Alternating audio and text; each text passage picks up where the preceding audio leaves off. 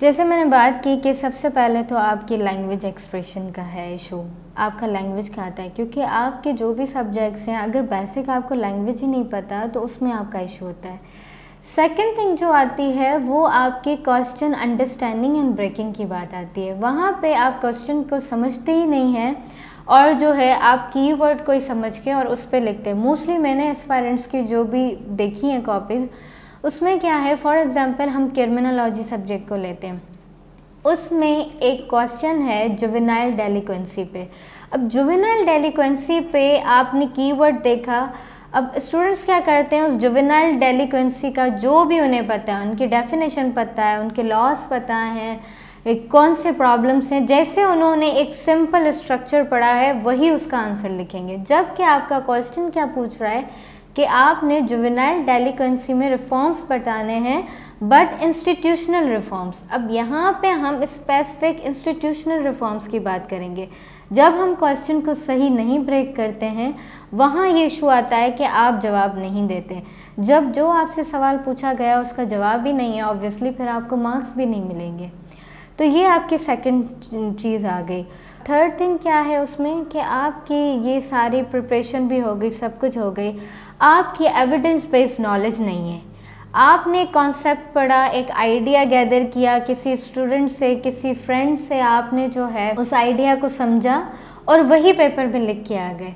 However, the competitive exams require evidence based knowledge। अगर आप कोई बात कर रहे हैं, अगर आप पाकिस्तान की फॉरेन पॉलिसी पे बात कर रहे हैं तो वहाँ पे आपने वो चीज़ें मेंशन करनी है कि आपका उसको पास्ट पता होना चाहिए, हिस्ट्रिकल बैकग्राउंड पता होना चाहिए फॉरेन पॉलिसी का, कौन से चैलेंजेस पास्ट में आए हैं, कौन से ऑप्शंस पाकिस्तान ने यूज़ किए हैं। तो आपकी एक इन्वेस्टिगेशन होनी चाहिए, उसमें स्टडी होनी चाहिए, एविडेंस बेस्ड स्टडी होनी चाहिए जिसमें आपको ये सारी चीज़ें पता हो और आपको डिफरेंट केस स्टडीज़ पता हो, आपको अपने आर्ग्यूमेंट्स को सब्सटेंशिएट करना आना चाहिए।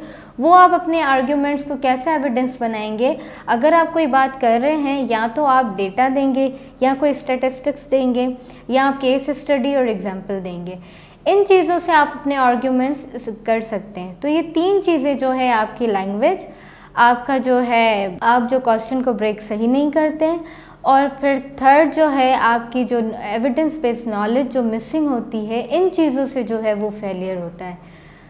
तो ये चीज़ें तीन हैं जिस पे आप काम करें। और दूसरा ये कि जो पेपर आप अटेम्प्ट कर रहे हैं ऐसा लगे कि उस एस्पायरेंट ने उसी पेपर का जो है वो स्टूडेंट है, जैसे मैंने आपको पहले ही मेंशन किया कि आपने वो जार्गन्स, वो टर्मिनोलॉजीज़ यूज़ करनी है, आपकी क्लैरिटी ऑफ आइडियाज़ होनी चाहिए, थियरीज़ को आपने इनकॉर्पोरेट करना है, specially in your optionals. Failure, इसमें हमारा जो एटीट्यूड है ना towards failure, I encountered with one aspirant, she was saying that मैं जो मैडम पहले से ही जो है मैं टॉपर रही हूँ हर अपने स्कूल, कॉलेजेस, यूनिवर्सिटीज़ में, मैंने टेस्ट भी पास किए हैं, अब मुझे ये फियर ऑफ फेलियर है कि what if I fail in CSS।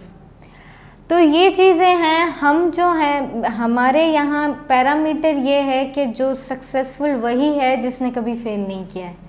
दो इट्स नॉट राइट, आपने अपनी इस स्ट्रगल में सब ने किसी ना किसी स्टेज में फेलियर किया। हमारा टूवर्ड्स फेलियर जो है एटीट्यूड चेंज होना बहुत ज़रूरी है। हम इसको एज एन स्टेपिंग स्टोन देखें, क्योंकि फेल वही करते हैं जो उन चीज़ को परस्यू या ट्राई करते हैं। आपका कंसिस्टेंट एफर्ट होगा तो फेलियर भी उसका पार्ट होगा, हम उससे स्ट्रेंथ लें।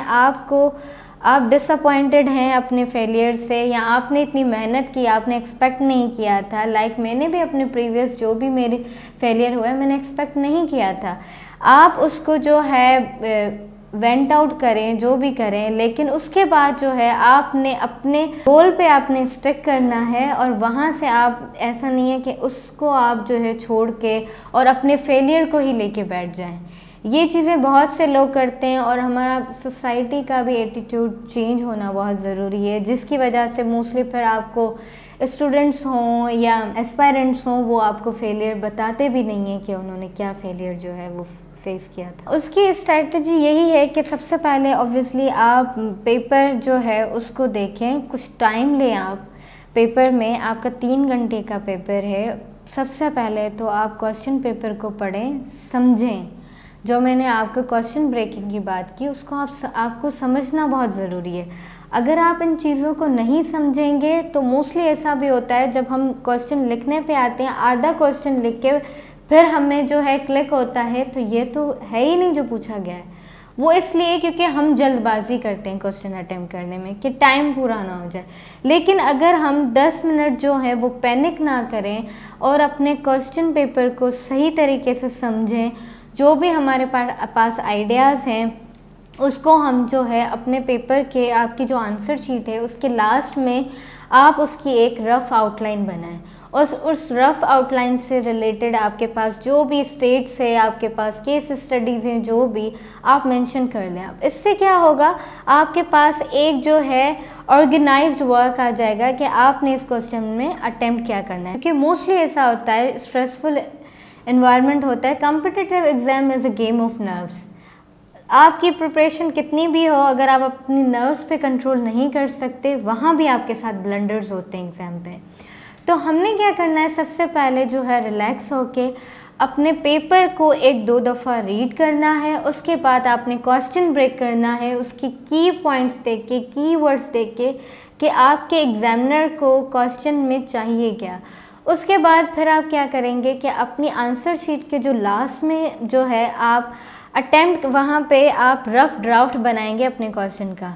जितनी सब हेडिंग्स आपको अपने जहन में ब्रेन स्टॉर्मिंग करके आ रही है, आप ब्रेन स्टॉर्म करेंगे। उसके बाद आपने रफ़ जो है अपनी आउटलाइन बनाई, वहाँ पे आपके पास आपको उससे रिलेटेड कोई केस स्टडी आ रही है, कोई डेटा आ रहा है, कोई रिपोर्ट आ रही है, कोई स्टेट्स आ रही है, वो सब उसमें आप इंक्लूड करेंगे। इससे क्या होगा कि आपके पास एक ऑर्गेनाइज स्ट्रक्चर आ जाएगा जो आपको अपने चारों क्वेश्चंस अटेम्प्ट करने में हेल्प देगा। तो इन चीज़ों को आपने इससे लेके जो है चलना है और पैनिक नहीं करना। टाइम मैनेजमेंट के लिए यही है कि आपकी जितनी ज़्यादा प्रैक्टिस होगी, राइटिंग प्रैक्टिस, जो मोस्टली एस्पायरेंट नहीं करते हैं, राइटिंग प्रैक्टिस से आपकी क्लैरिटी ऑफ आइडियाज़ भी आएगा, आपका लैंग्वेज एक्सप्रेशन भी इम्प्रूव होगा, आपका टाइम मैनेजमेंट भी होगा। सो इन चीज़ों को आप जो है काम करके इजीली अपनी जो है एग्ज़ाम प्रेशर को रिलीज़ कर सकते हैं। प्लीज़ गर्ल्स का जो है मोस्टली चैलेंजिंग कहा जाता है और वहाँ पे भी जो एटीट्यूड है वो लोग आपको ऐसे ही देखते हैं कि गर्ल्स के लिए जो है वो ऐसी जॉब है जो 9 to 12 हो या 9 to 2 हो, ये टाइम डिमांडिंग है और ऑब्वियसली आप वर्क लाइफ बैलेंस नहीं कर सकते।